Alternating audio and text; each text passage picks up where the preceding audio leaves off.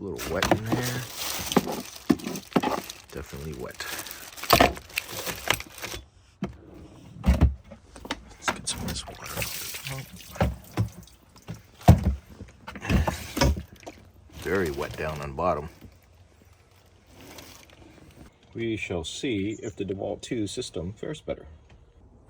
Here's the test result after a whole night of rain. Let's see what happened. Let's see if any water's got in here.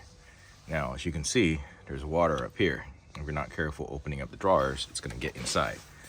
So, I found that to be the case with a lot of key stack stuff.